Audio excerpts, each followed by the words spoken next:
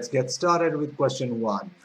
Find the value of x for which this equation applies. Give your answer in the form of this ln A over ln B, where A and B are integers. So since they have given already a hint that we have to use log, so let's use ln for both of them. So ln 3 2 1 minus x equal to ln 7 to the power x.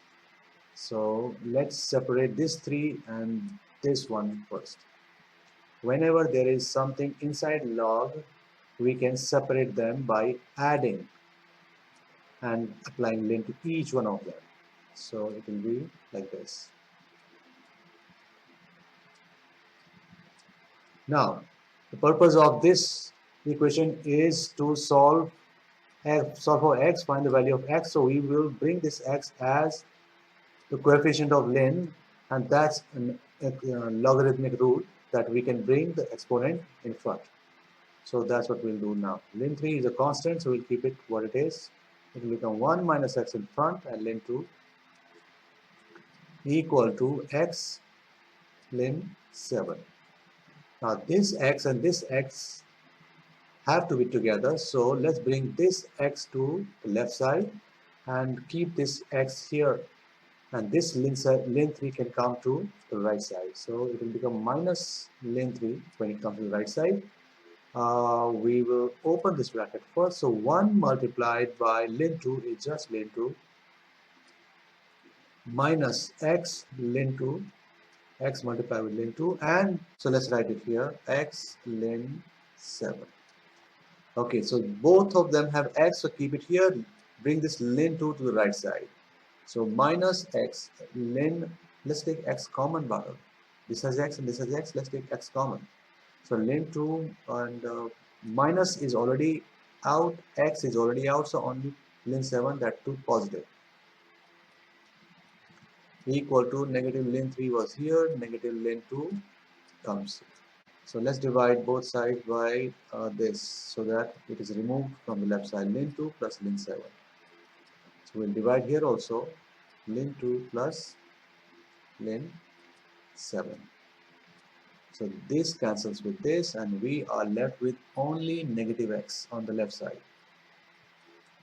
And here it will be minus ln 3 minus ln 2 over ln 2 plus ln 7.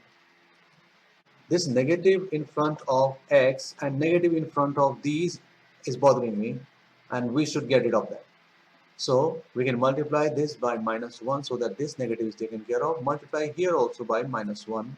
So the whole numerator will be multiplied. You can multiply either numerator or denominator, but because denominator is already positive, so I will multiply only numerator. We can't multiply both. We have already compensated this minus 1 with this minus 1. So there's no need to multiply the denominator. So it will be x positive equal to ln 3 plus ln 2 over ln 2 plus ln 7. Now we can combine the two logs by multiplying the contents because they are adding. So we can write this as ln 3 times 2 according to logarithmic rules, and this one as 2 times 7. We're left with ln 6 over ln 14, and that's what they wanted, the format to be ln A over ln B. That's the answer. A is 6, B is 14. In question 2, we have this absolute inequality. Whenever we have such a situation, we should square both the sides. So let me write the equation first. And now I will square both the sides. So I square here, and here I'll have to put a bracket because 2 is also squared. So the square of the left side will be a positive one, and absolutes will go because we know that a square is always positive. So it will become 9x squared plus a squared minus 6ax. I'm sure you are aware of this identity a minus b whole square is a square plus b square minus 2ab, and that's what I've done. This is my first a square, this is my b square of the identity, and then I multiplied 3x and my a and multiplied by 2 also. So that's how I expanded this. It will be greater than 4. 2 square is 4, and this thing will also be squared separately, and we'll use this time a plus b whole square for it because there's a plus here. So first we'll square x, then we will square 2a. The square of 2a is 4a squared, and then x times 2a times 2 will be 4ax. Alright, so let's open the brackets. 9x squared plus a squared minus 6ax, and let's open the bracket and bring the contents to the left side also. So it will be 4x squared will become minus 4x squared minus 16a squared minus 16ax, and that is greater than 0. Now 9x squared minus 4x squared gives us 5x squared. A squared minus 16 minus 15a squared minus 6ax minus 16 gives us minus 22 ax, and it is greater than 0. A is a positive constant, so we have to solve this in terms of a. Okay, let's rearrange it according to a proper quadratic expression. So it will be minus 22ax first because it has x, minus 15a square is greater than 0. Now let's use a quadratic formula on this. So this is a 5 minus 22a is b, and minus 15a square whole of it is c. So minus 22a plus minus square root b square minus 22a square minus 4 times a c.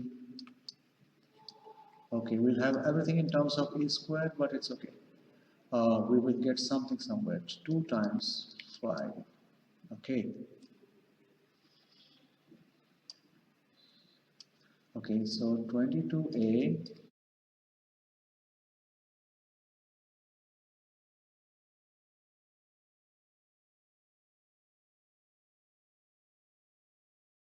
so it will give us two answers now. 22 plus 28 is 50a over 10, and the second one will be 22 minus 28 is minus 6a over 10. So the first answer is clearly 5a, and second one is minus 0.6a, or you can write 3 over 5a. So this is the root 1, this is root 2, but our question was inequality. Yeah, here it was inequality. So root 1 is 5a, and a is a positive number, that means it's a positive number. 5a overall is a positive number, but a negative 3/5 multiplied by positive number will be a negative number. So let's draw them on a number line. This is 0, this is negative 3/5 a somewhere, and 5a will be big number which will be somewhere here.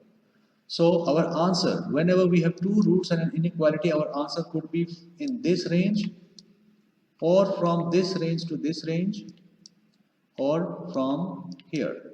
So there are three options to us. X is less than 3/5. X is between 3, sorry, A we have to write 3/5 A and 5A.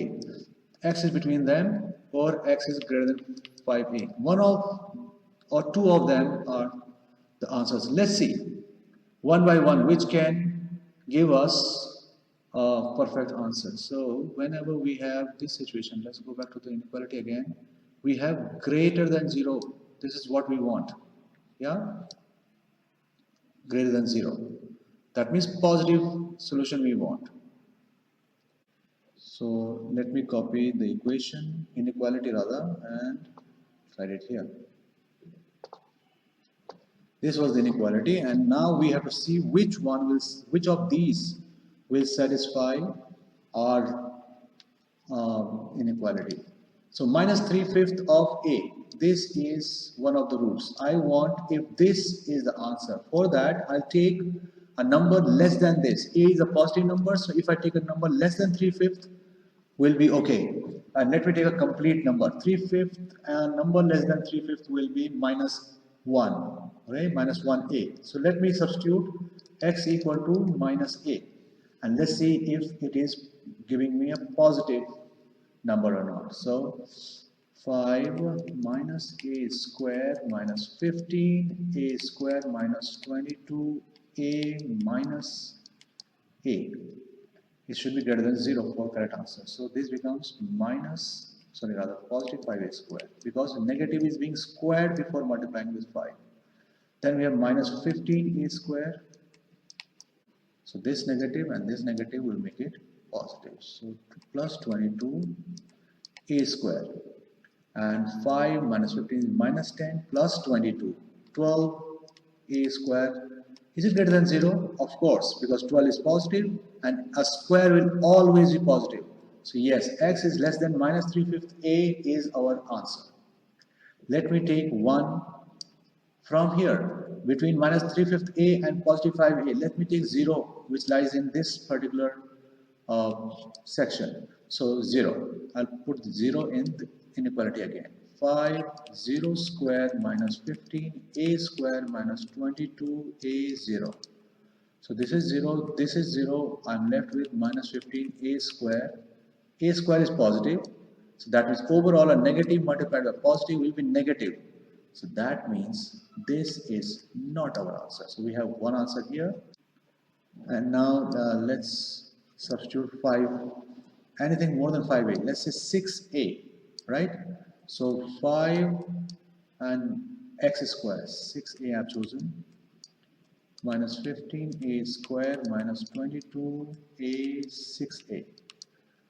Okay, 6 square is 36a square times 5, 180a square minus 15a square and negative, right? It's a positive one. So 22 times 6 will be 132a square.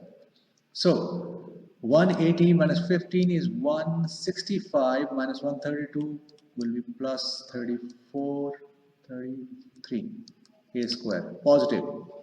So a square is positive, multiplied with a positive, it's a positive, so this is also an answer. So we've got our final answers.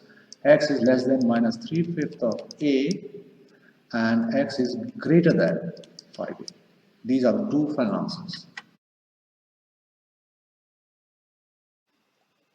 Question 3a. Given the complex number u equal to a plus iv and w is c plus id, a, b, c, d are real numbers, we have to prove that u plus w star, star means conjugate, okay? This star means conjugate, is equal to the sum of the conjugates of u and w individually. Okay, so let's start with u plus w first. What is u plus w? So it will be a plus ib plus c plus id. So if we take I common and collect a and c together, it will be a plus c, constant part, the real part, plus I b plus d. This is a u plus w, and we want u plus w conjugate. So for conjugate, whatever is the sign in middle, we change it to the other one. So a plus c minus I b plus d. This is conjugate. Okay, and now we have to prove that the conjugate of u plus conjugate of w is equal to this one. So let's do it on the right side so that we can compare it. So u conjugate will be the conjugate of a plus iv, which will a minus iv, and conjugate of w star will be c minus id. Now we have to simply add these two because that's what here it is, right side. A minus ib plus c minus id. So a plus c, we can write them like this, both are positive, minus, take minus and I common from these two. We'll be left with positive v plus positive d, and they are exactly same. So that's why it's proven. Alright, here is the b part. Solve the equation, this, giving your answer in x plus iy format, which is complex number, and x and y are real numbers. So that means z is a complex number that we have to find out. And since they have already given that we want x plus iy format, let's substitute z by x plus iy itself. So it becomes x plus iy plus 2 plus I inside this bracket, then we have a conjugate sign, plus 2 plus I, and z again replaced by x plus iy equal to 0. And to find the conjugate, we need to collect the real parts first. X plus 2 separate inside the bracket, and iy and I separate. Let's take I common from them. I y plus 1. So I've separated imaginary and real part. Now here we'll expand this one. 2 multiplied by x is 2x positive, and we had a conjugate here. Okay, 2x, I plus x is plus ix. Okay, 2 times iy will be plus 2iy, and then I times iy will be plus I square y equal to 0. This I square is minus 1, so it becomes minus y here, and rest this one will remain same. Ix is ix, 2x is 2x, everything is plus. Okay, now we need to write the conjugate of this. Whenever conjugate is needed, we change the sign of the I part. So it will now be x plus 2 will be x plus 2, no change, but this one will become minus I y plus 1. And let's open this bracket and then collect things. So x plus 2 minus iy minus I plus 2x plus ix plus 2iy minus y equal to 0. Now let's collect x's first. X and 2x, 3x, that's it. This is ix, okay, so we will take the imaginary one later. So 3x. Now 2 is a constant and 2 is the only constant. Now iy is minus iy, here we have plus 2iy, so it becomes plus iy. Alright, minus I is alone, so minus I. Plus ix is not written yet, so plus ix, and minus y is alone, equal to 0. And now we can separate the real parts and imaginary part. This is real, 3x. This is real, plus 2. And this is real, minus y, equal to 0. Why 0? Because we can write this as 0 plus I 0. We can write, because there is 0 here, so we can write this way. So the real part of this is 0, so I equated the real part of left side with 0. Imaginary part now. So I will be taken common, will be left with what? Y minus 1 plus x equal to also 0, because the I imaginary part is also 0. So we'll ignore I this time, and this becomes our second equation. Let's add both of them. So y, this y comes here, minus 1 comes here, plus x comes here, equal to 0. No need to do anything, just add, because this is negative y, this is positive y, they cancel out. 3x plus x is 4x, and 1, 2 minus 1 is 1. So 4x equal to minus 1, x is equal to minus 1/4. Now substitute x value of minus 1/4 into this, and we'll get the value of y. Y minus 1 and minus 1/4 now equal to 0. Y minus 5/4 equal to 0, and y becomes 5/4. So our Z composite complex number is x minus 1/4 plus y is 5/4. This is the complex number. In question 4, they are asking us to express this in a partial fraction. If you notice here, the degree of the denominator is 2, because this 2x multiplied with this x will give us 2x square. So degree of the denominator becomes 2, and degree of numerator is also 2. So whenever we have equal number of degrees, we cannot carry out partial fractions straight away. So first we have to divide the numerator by denominator. So 4x square minus 13x plus 13 is to be divided by 2x minus 1, x minus 3. So let's expand that one first. 2x minus 1, x minus 3 will be 2x square minus 6x minus x plus 3. That is 2x square minus 7x plus 3. So we have to divide this one. 2x square minus 7x plus 3 will divide this, and it will be 2 here, 4x square minus 14x plus 6. Negative becomes positive, becomes negative. They cancel out. Here it will be just x. Here it will be x plus 7. So this is the remainder. So our this partial fraction now becomes 2 is the quotient plus x plus 7 is the remainder divided by what we have here, 2x minus 1, x minus 3. And this is become our, this is what is we have to convert to partial fractions. So keep 2 safe somewhere. I will just focus on this one.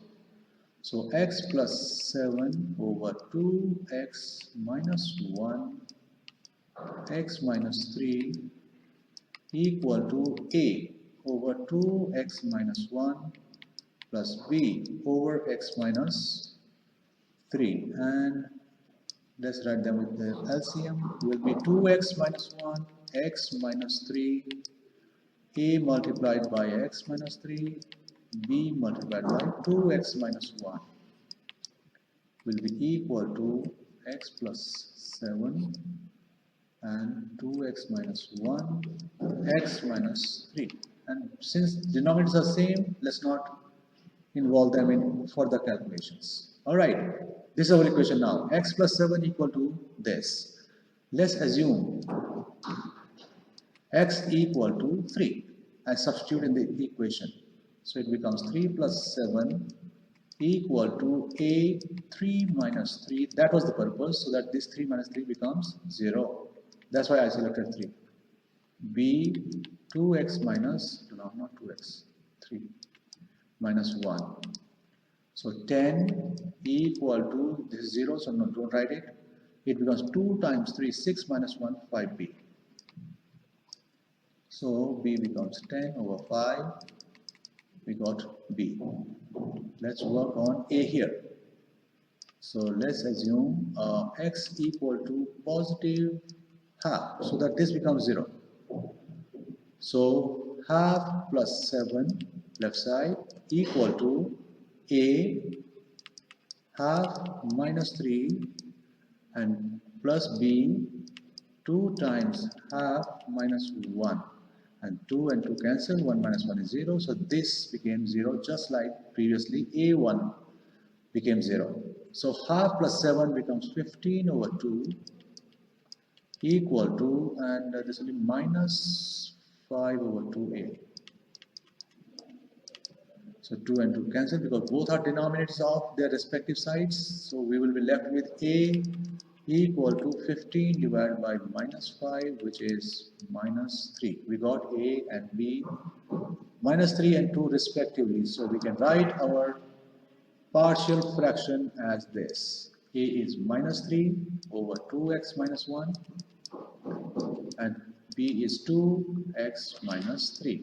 You can reverse this position because we should start our answer only with positive. So I just change the places. That is the final partial fraction and plus 2, yeah, which we excluded earlier. This is our final partial fraction.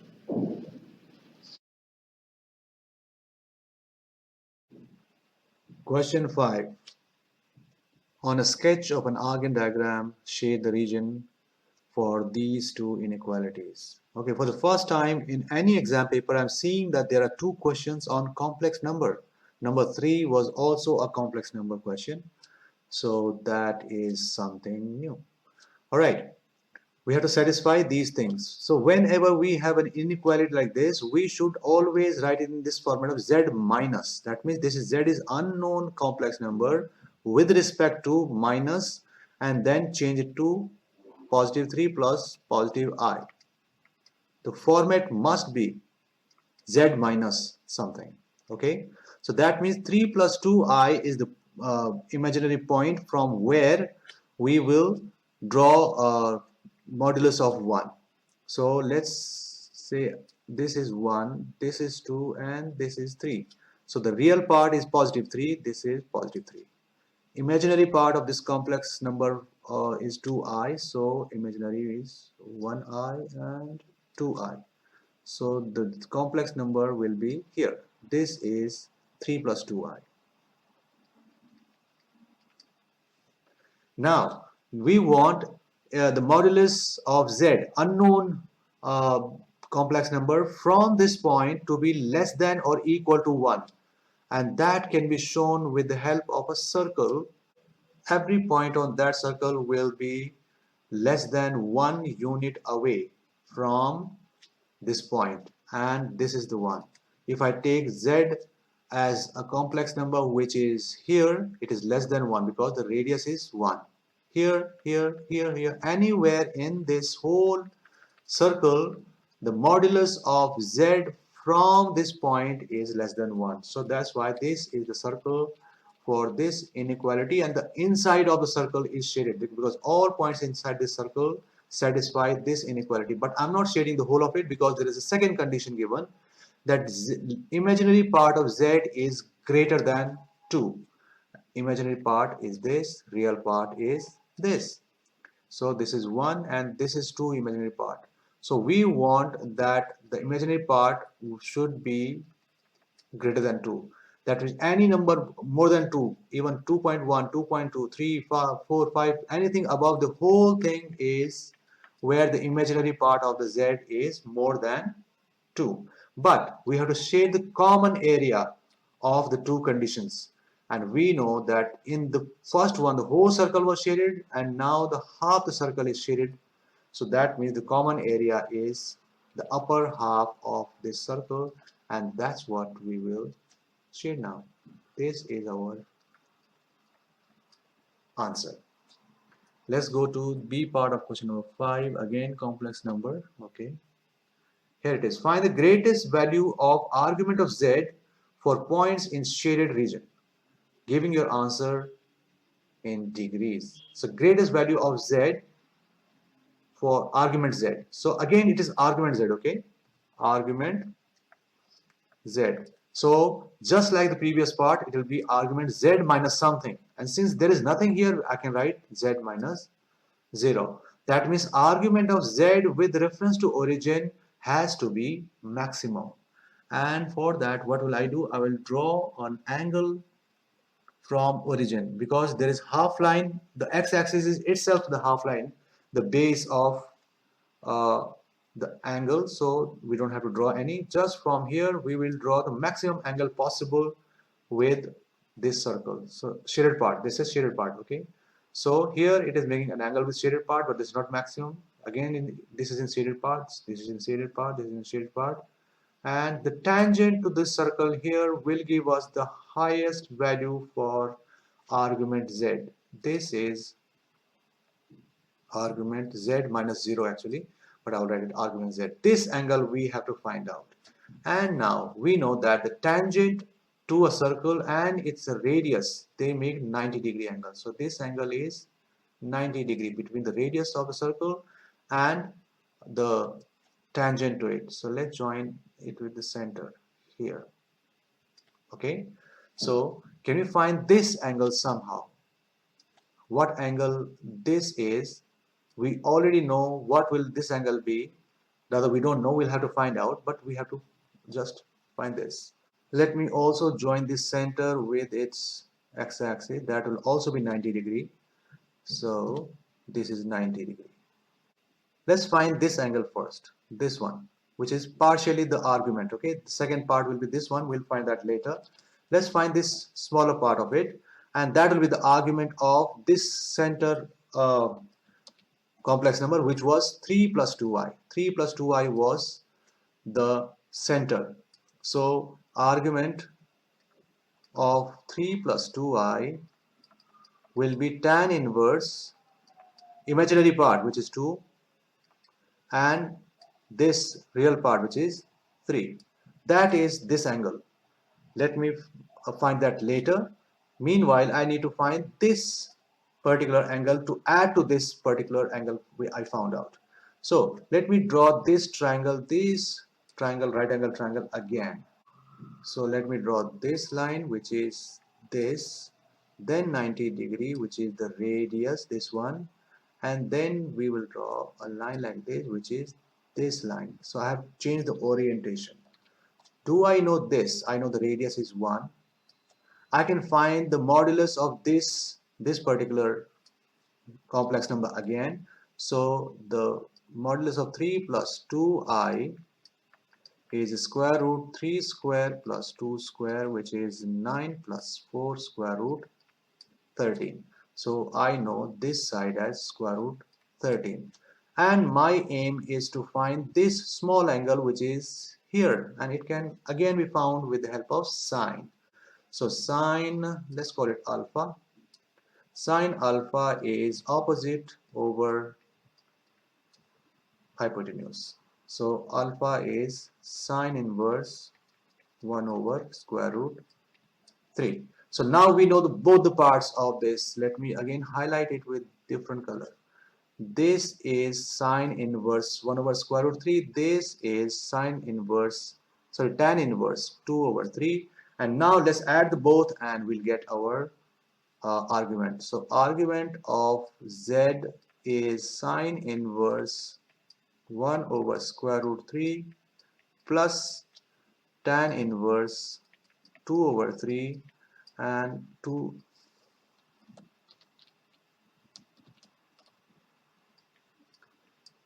and that will be my answer. The answer I get from my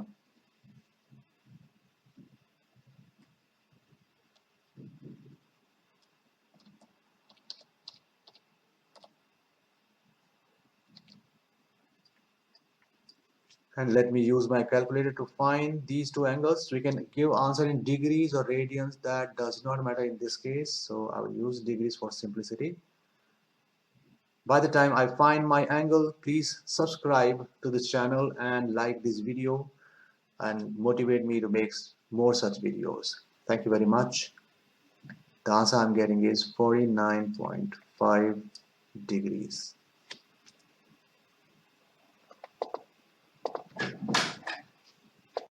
So angle is named as alpha, and sine alpha equal to opposite 1 over hypotenuse square root 13. Alpha comes out to be sine inverse 1 over square root 13. So we have both the angles now, the bigger one here and the smaller one. Bigger one was tan inverse 2 over 3. So we can write argument of z equal to tan inverse 2 over 3 plus sine inverse, now we got 1 over square root 13. Sum of the two will be the answer, and I use my calculator. I got 49.8 degrees. Question 6 part A. Using expansion of this and this, show that half of this equal to the right side. Alright, so the identities will be used in this, and identities that will be used will be sine A plus B equal to sine A cos B plus cos A sine B. Similarly, sine A minus B will be sine A cos B minus cos A sine B. So we will use this identity. So let's get sine 3x plus 2x to get sine 5x. So we can write here sine 5x equal to sine 3x plus 2x, and then we use the identity which is sine 3x cos 2x plus cos 3x sine 2x. Similarly, we'll find sine x also. Sine x can be written as sine 3x minus 2x, isn't it? 3x minus 2x is x. 3x plus 2x was 5x. Alright, we'll use the identity again. Sine 3x cos 2x minus cos 3x sine 2x. Now, the left side of the identity they are saying is sine 5x plus sine x. So we will not write sine 5x and sine x. We will, in place of that, we will write the right side of this. So let's write half, and in place of sine 5x, we will write this thing, which is sine 3x cos 2x plus cos 3x sine 2x. Then after that, we have to write plus sine 3x cos 2x minus cos 3x sine 2x. And this part and this part exactly same, but opposite side, they can get cancelled out, and we are left with half times 2, because this and this is also same, but both are positive, they will add up. Sine 3x cos 2x, this 2 and this 2 cancel, which is exactly the right hand side they want.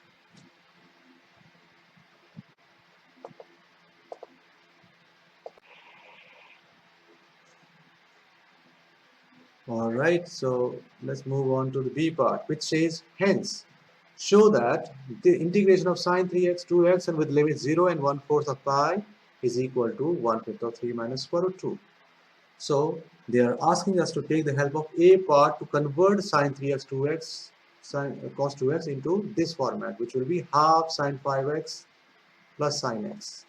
So basically this question does not remain this, it becomes 0 to 1/4 of pi, but this becomes half of sine 5x plus sine x. Okay, and now we can separate the two parts because they are adding. So it becomes 1/4 of pi and 0, and let's take half outside. Sine 5x dx, this is one part, plus half with the second part also because they are adding and they have a bracket. So 0, 1/4 of pi and sine x dx. Now let's use sine rules for integration to integrate these two parts. So it will be half, and let's put it here inside. The integration of sine 5x will be minus cos 5x over pi. Integration of sine x, okay, I've taken half for both, so I'll not write it again. Sine x will be minus cos x and plus c, 0 to 1/4 of pi. Now let's substitute the values of 1/4 pi and 0. So half minus cos 5 pi over 4 over 5 minus cos 1 over 4 pi, this is the first one, plus c, minus cos 5 times 0 over 5 minus cos 0 plus c. Both of them have c, so they will get cancelled out. Let's start with this one. Half cos 5 over 4, if we use our calculator, we will get some value, but we can use here also. 5 by 4 will be somewhere here, right? This is pi by 4. So in this quadrant, cos is negative. So we'll get negative, negative, and then the value of 5 pi by 4 is 1 over square root 2 or square root 2 over 2.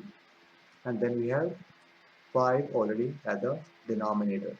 Minus cos 1/4 of pi will be square root 2 over 2. Minus these minus and this minus is plus. Cos pi times 0 is 0, so cos 0 is 1, 1 over 5. And this minus also make it positive 1. Okay, so let me simplify, then we can use calculator in this. It will become square root 2 over 10, because 2 multiplies with 5, minus square root 2 over 2, and this becomes 6 over 5. Just put this in a calculator and you will definitely get the answer they want here. 1 over 5, 3 minus square root 2. Please verify with your calculator. I am doing so myself.